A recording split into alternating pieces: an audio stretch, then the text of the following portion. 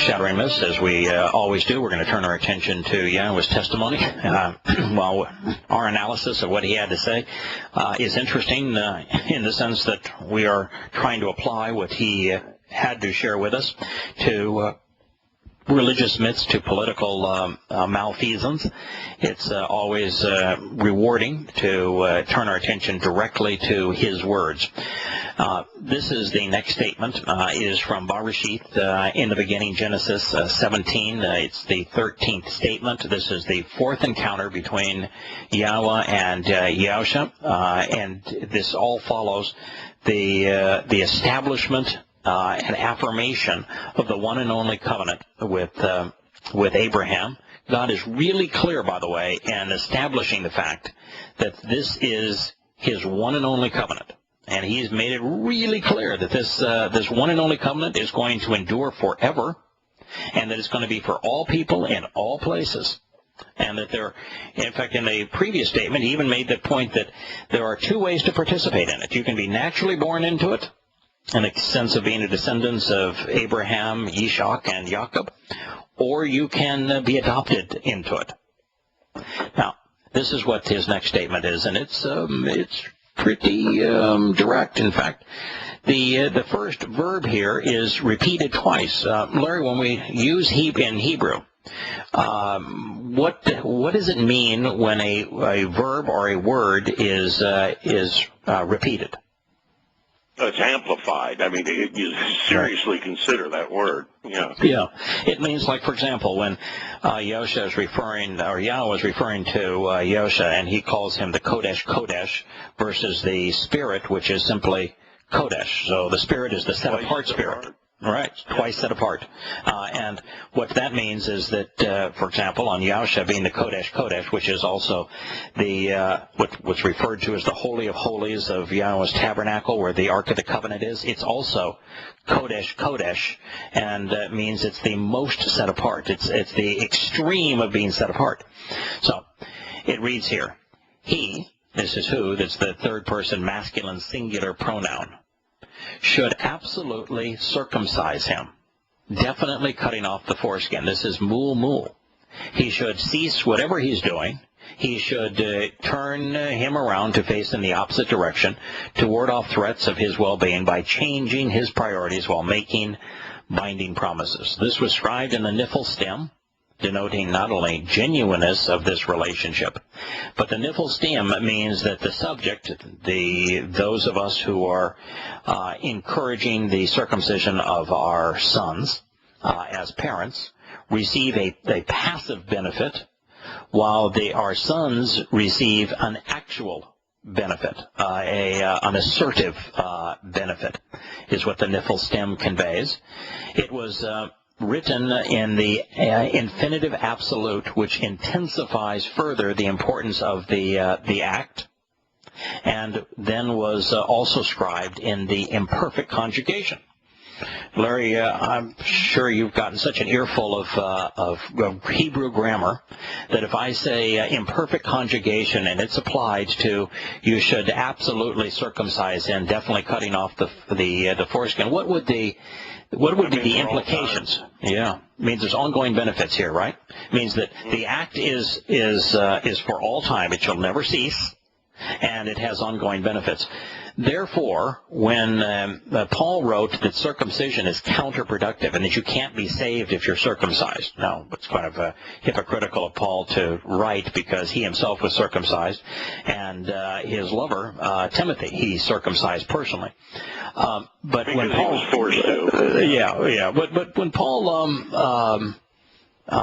says that circumcision is counterproductive, if you're circumcised you can't be saved. And that the circumcision was passé. It was an act of the flesh. It was counterproductive. It was part of the tyranny of the Torah. Does God concur if he scribed muls? You should absolutely circumcise him. Yeah. And the imperfect, that's like using his name for all time and all generations right. and all places. It's a definite. Yeah. Yeah. So we really cheat ourselves when we examine Yahowah's testimony if we don't consider the stems, the moods, the conjunctions. And here, the stem is extraordinarily telling. The stem tells us that there's a passive benefit to the person performing the circumcision or arranging the circumcision of their sons, and that they are going to have the benefit of circumcision, which is to be cut off from the world of human schemes and cut into the covenant, but because this is the sign of the covenant. But it also says that the children are going to be prepared so that both the parents and the child are in a position to remember that the relationship between being separated and the covenant. But by using the imperfect conjugation, there is no getting around the fact that this is ongoing. The imperfect conjugation says that the act being discussed has no completion. It has no end. That's what it means. Can I add something here? Sure. This is why in Chabaquoc, or Habakkuk, I think it's written in English. It means embrace this. Yahowah writes this about a guy named Sheol. Yes. That he says is going to be around during the time of the sacrifice. Right, which would be the fulfillment of the first four Moed Mikre. The first four Moed Mikre were fulfilled in year 33 CE in our pagan calendars, year 4000 Yah. So this individual named Shaul, and that was Paul's given name, was around. In fact, he was in Jerusalem learning to be a rabbi during that particular time. All right, so we've identified the time and the individual by name. Here's what he says about this individual. Woe to the one who provides, causes, and allows his neighbors, companions, or countrymen to drink, thereby associating them with venomous wrath, but also making them drunk for the purposes of observing their genitals. Okay? So we know he's a sexual pervert, too. You will get your fill of shame and infamy instead of honor and glory.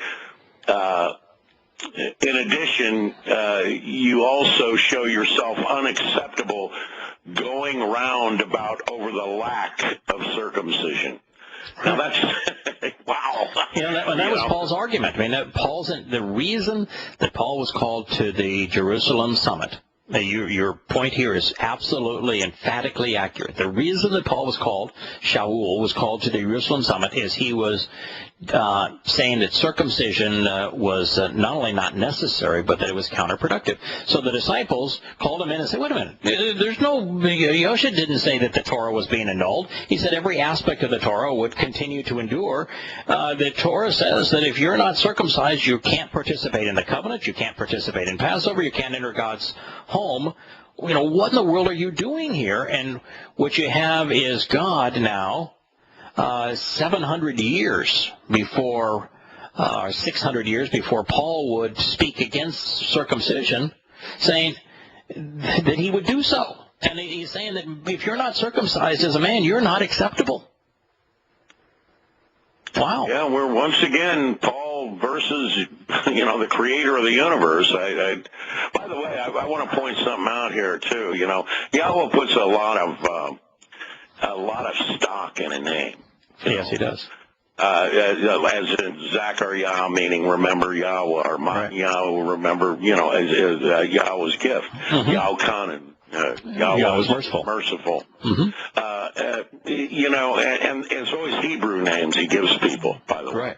Right. And yet Sheol claimed he was renamed Paul, a Roman name, not Hebrew at all. Not given by God. It means least and lowly and little. And Sheol means question him.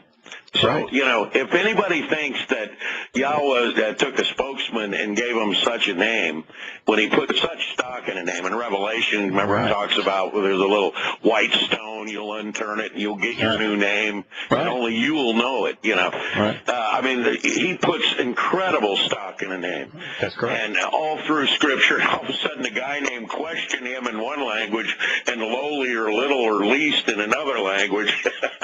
Yeah, really. Yeah. He's going to be, I mean, that on its face is outrageous. I just wanted to bring that up. Hey, were there any of Yahowah's prophetic witnesses that were egotistical, that said, look at me, I'm special, that had an ego issue? No, they didn't even talk about themselves. I don't recall any of them saying much of anything about themselves. I mean, whatever little we know about any of them is more like, when did they live? I mean, what other people would say about them, but they were never promoting themselves. They always viewed themselves as inadequate, but that's not the case with Paul. But it is interesting that you point out that here Yahowah is saying that circumcision is forever the sign of the covenant. You should always, throughout time, circumcise your sons, and it's going to have a passive benefit to you, a positive and active benefit to them.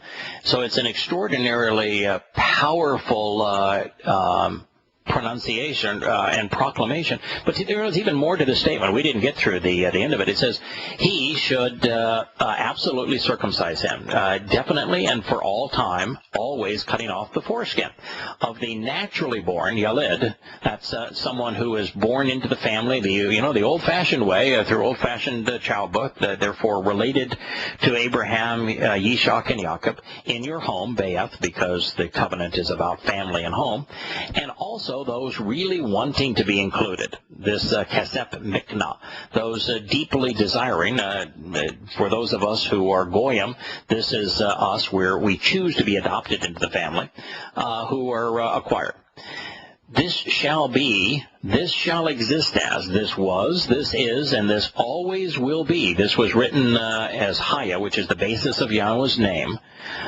My family covenant relationship in the flesh, in the physical realm, serving as an everlasting and eternal family-oriented relationship. So God is saying that this instruction relative to circumcision, which helps us remember, helps us understand the nature of the covenant, he's saying that this shall exist as his family covenant relationship in the flesh, in the physical realm, serving as an everlasting and eternal family-oriented relationship. One. There is one covenant, according to Yahowah, for all time. That means, folks, there cannot be a new covenant. That means there cannot be a New Testament. For those who are looking to a Christian book called the New Testament and think that's the Word of God, this says no. The one and only covenant is eternal. There will never be a new one. We'll be back after the commercial break.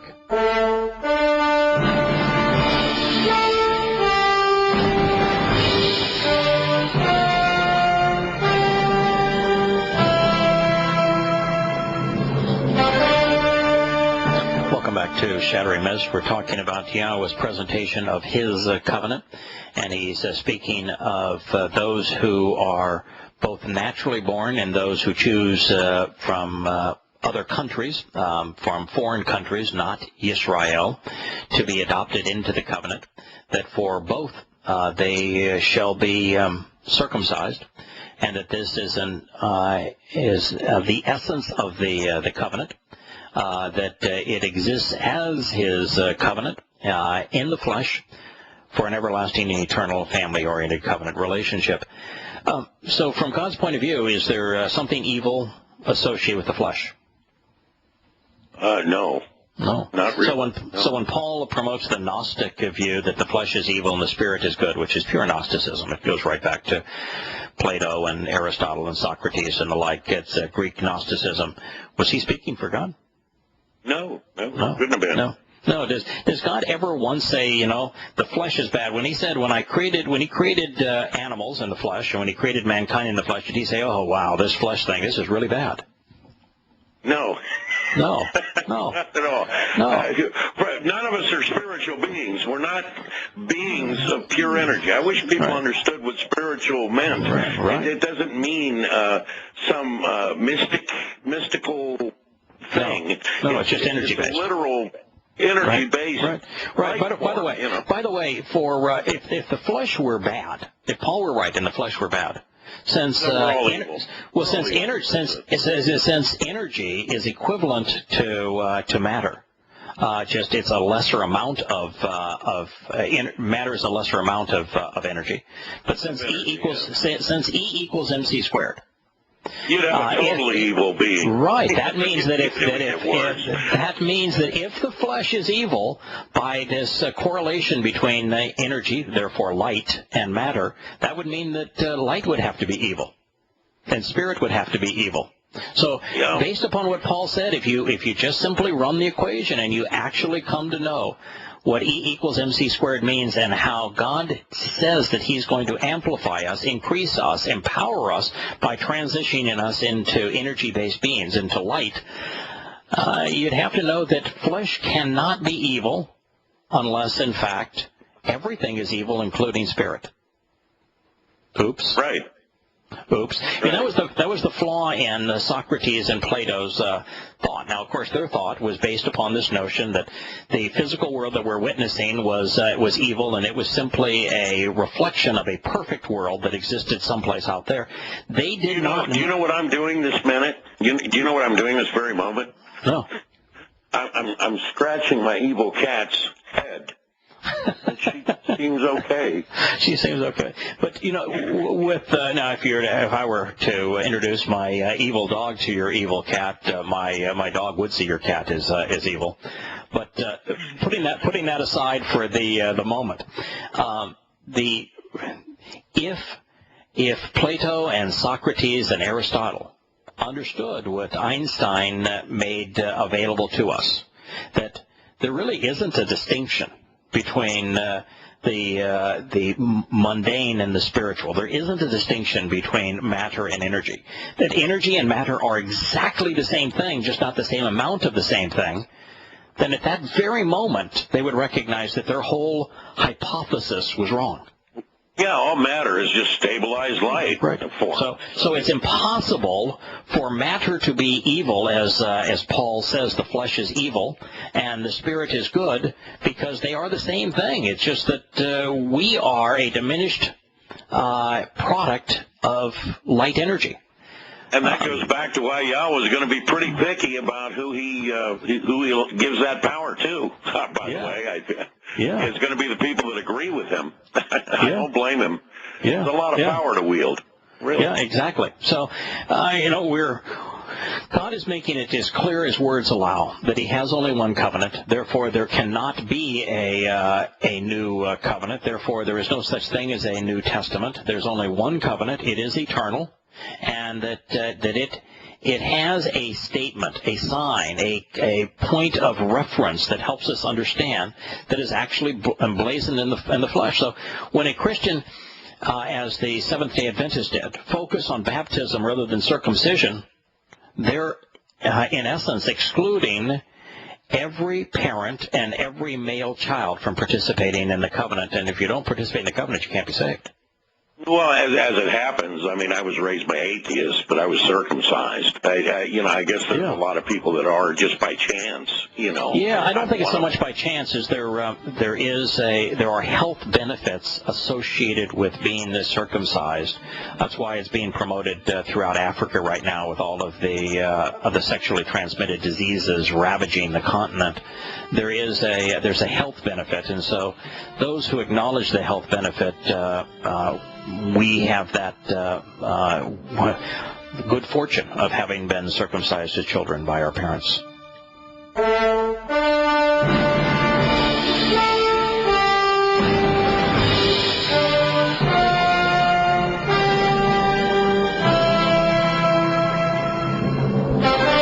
Welcome back to Shattering Myths. Having read Yahowah's statement about this covenant being eternal, being everlasting, being olam, being never-ending, a new covenant of any kind, and therefore a New Testament, much less one where circumcision was not required, is a complete farce.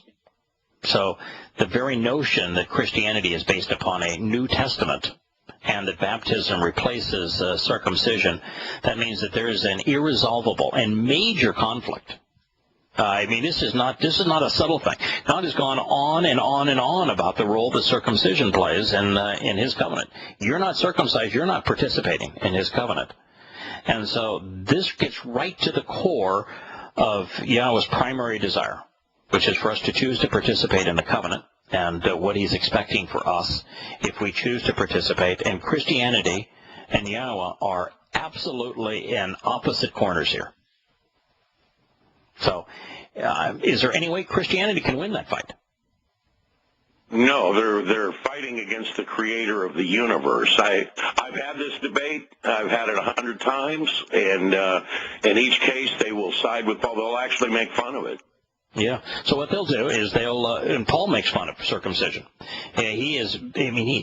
Paul's first letter to the Galatians, Paul even takes the stylus away from the scribe that is writing down his hate-filled tirade to the Galatians. And he says, now I'm writing these letters with my own hand in really big letters, and I'm going to tell you here that circumcision is death, that circumcision is of the flesh, that circumcision is slaves. Right. Important. He says it's important. I am personally writing this. Right. And Wowee, man. Right. So, for a Christian to embrace Paul's position, which is the antithesis of God's position, it puts the Christian in absolute and irresolvable conflict with the Creator God of the universe. So, by the way, this fight is not just between a man and his religion against God, which obviously God prevails over the man and his religion, but not in the Christian mindset. They've been deceived.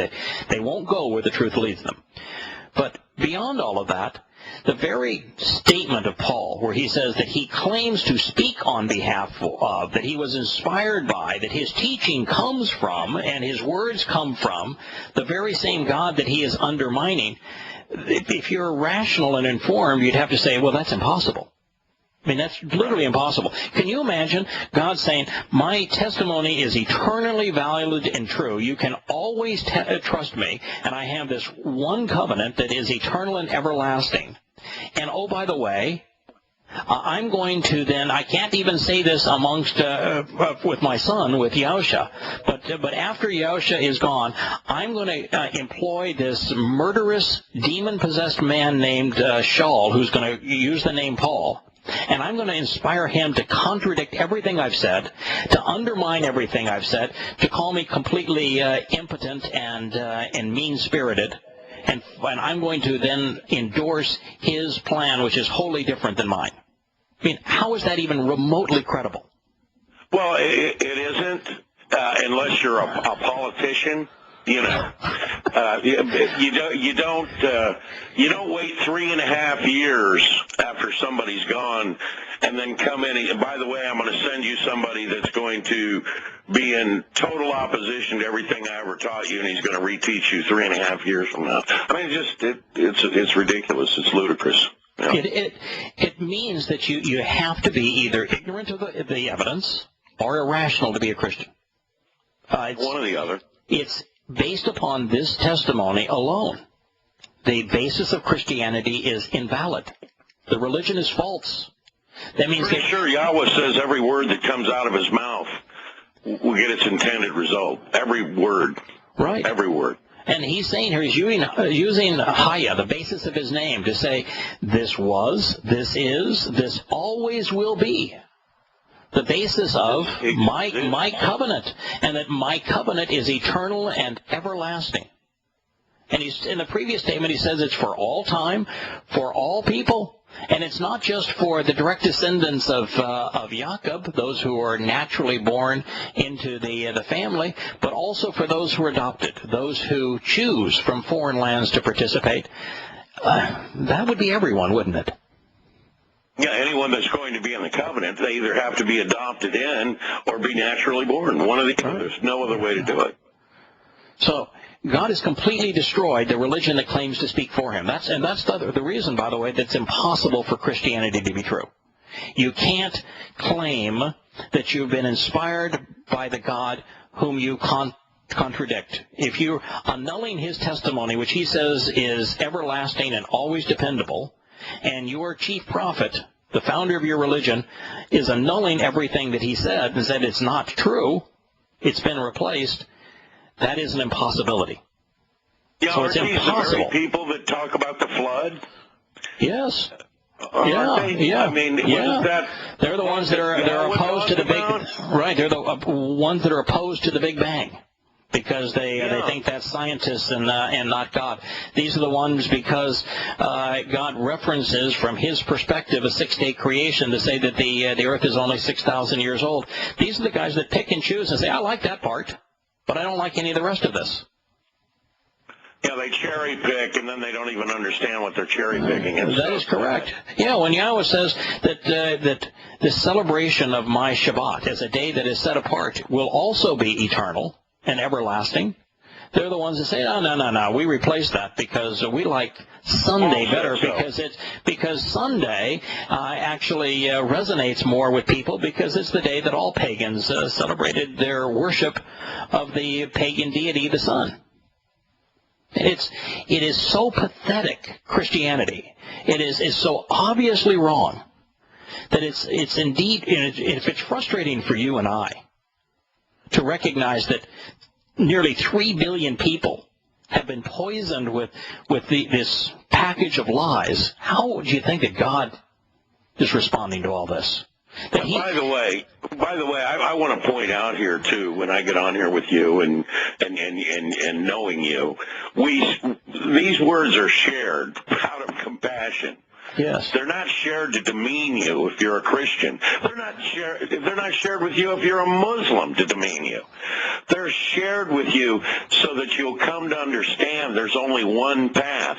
We know that path. We'll be happy to share it with you. You can go to yada.com or itg.com, blessyahowah.com, any of those sites, and you can begin to understand that narrow path that Yahusha talked about that few people are going to find. Or if you're a Christian, read questioningpaul.com.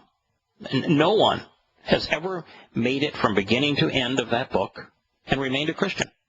Especially the new version. Now, if you're really right, unbelievable. If you are a devout Christian, you probably won't even be able to read through the first 4 or 5 pages because it will confront you with realizations that you can't process.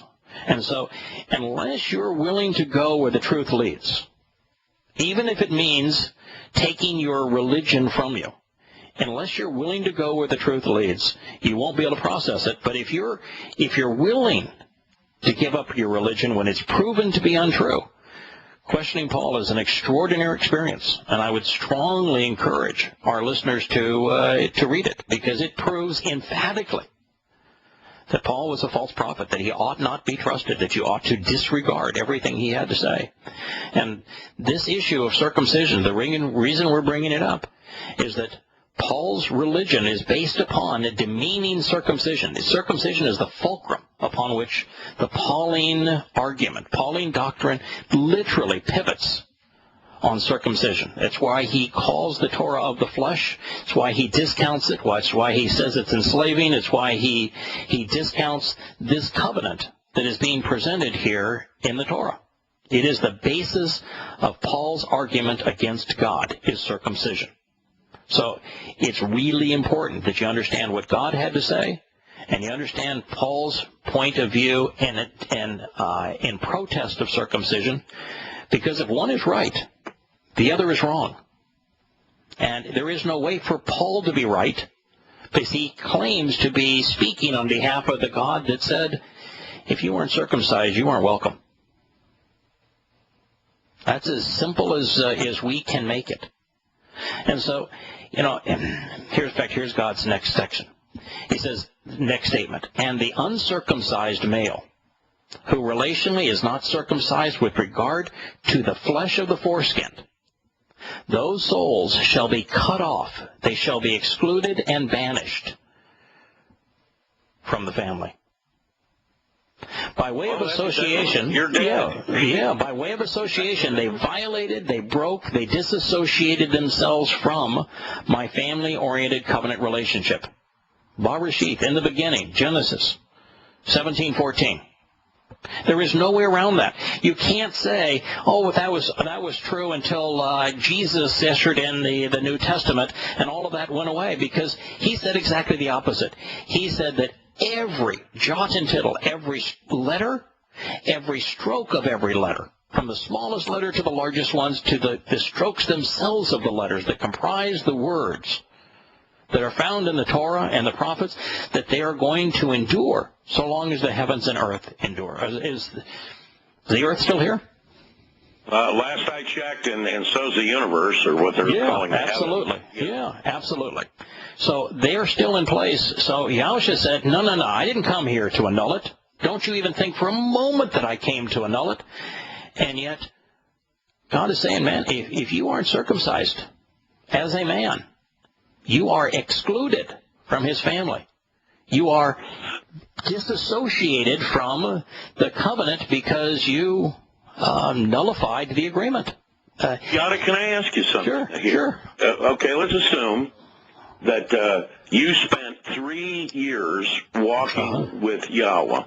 Okay? Yeah. And he told you that every time you see a black stone, to make sure not to touch that stone, for whatever reason. I mean, he just told you this. Yeah, okay. Hypothetically. All right. And then let's say that I came around 3 years later and said, don't worry, I know a lot of things. I'm a very knowledgeable man, and look at my position in my society. It's way above you. You're a peon. Right. But look, I'm going to bend down and help you here. So from now on, when you see a black stone, I want you to pick it up and rub it on your head. Yeah. Because I had a secret meeting with Yahowah, and he told me that. Yeah. And it's the opposite of what Yahusha told his disciples.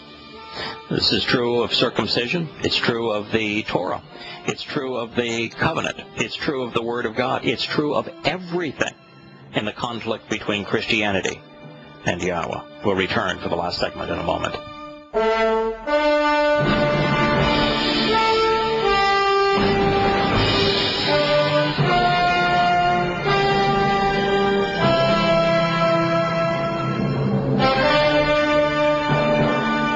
Welcome back to Shattering Myths. One of our listeners, James, who is a technologist in a school district outside of Dallas, Texas, sent me a copy of it. I don't know if it's a textbook or it's lecture notes from a medical school class. So a member of his extended family, and I have the email now covered by the note itself, but a member of his immediate family is in medical school, and they attended a lecture as to which the professor provided a text on circumcision. The lecture was on carcinomas, which are cancers, and it says that circumcision confers protection. That there are no cases of cancers in circumcised males, and there are many cases of cancers and uncircumcised males. This went on to say they don't understand the reasons for this, but as it relates to that, just that one aspect, there's others. The aspect is of course that venereal diseases are less prone to be passed on by a circumcised male than an uncircumcised one, but and infections are less prevalent. But just in terms of cancers. In terms of getting it on the 8th day, that's when clotting starts. Yeah. Also, the 8th day represents eternity. Right, I know. Just by chance, Yeah, but God is being unequivocal here. I mean, there is no way to misunderstand what he's saying. And the uncircumcised male, who relationally is not circumcised with regard to the flesh of their foreskin, those souls shall be cut off, shall be excluded from the family. And by he literally says they can't partake in Pesach or Passover. Right. And by the way, they can't. Right, and that's so. If you're excluded from the family, there is only one family, and that's the covenant. If you're excluded from the family, you cannot engage in a relationship with Yahowah. It is impossible, which means you can't be saved. So it is absolutely impossible. It says, by way of association, they violated and broke, disassociating themselves from the family-oriented covenant relationship. What this underscores is this realization, and I've spent a lot of time studying this, that there are 5 very specific conditions for participating in the covenant. God would not say they violated the covenant regarding their refusal to be circumcised unless that was a condition for participating in the covenant. And so this says that's a condition. It happens to be the 5th of 5. And if you are going to rebel against, if you're going to say, no way, I'm not going to accept that as my signature, as the sign of the covenant, I'm not going to circumcise my sons, and I myself am not going to be circumcised. God says that you can make that choice, but you need to understand that if you make that choice, you are absolutely excluded from his covenant family because you broke the terms and conditions of the covenant. Now, it's God's family. You know, he gets to choose whether or not that you are allowed in, and you get to choose whether or not you want in. And these are the terms. I think this is an important point to bring up. There are 5 terms and conditions for sure that we know of. Right. And he maps them right out for us, and then there's 5 benefits you get in return. Right. But here's the thing. Is that on the same level, say, as eating a piece of bacon? No. No, God never says if you eat a piece of bacon that you're excluded from his family. He never says that if you don't keep the Sabbath set apart that you're excluded from his family because you broke the covenant. He provides those instructions because as a loving father, they're good for us to know, and we benefit from those instructions. As it relates to the conditions of the covenant, while they are all in our personal advantage to embrace them, the fact of the matter is that with the terms and conditions of the covenant, they stand out uniquely among everything else. With it's not just instruction that's good for us. It's not just guidance that is beneficial for us. These terms and conditions, you either accept them, and you can become part of God's family, and thereby he will save you. There's 5 benefits. Salvation is one of them. Or you reject them. And if you reject any one of them, and particularly he's saying circumcision, because there will be the world's largest religion that will be based upon rejecting circumcision. And he's saying if you reject it, that's your choice, but you're going to be excluded from my family. And if you're not part of the covenant, you can't have a relationship with God. And if you're not part of the covenant, you cannot be saved. It's been my pleasure to bring Yahowah's testimony to you on this day. We look forward to being with you again at this time tomorrow. Thank you, Larry.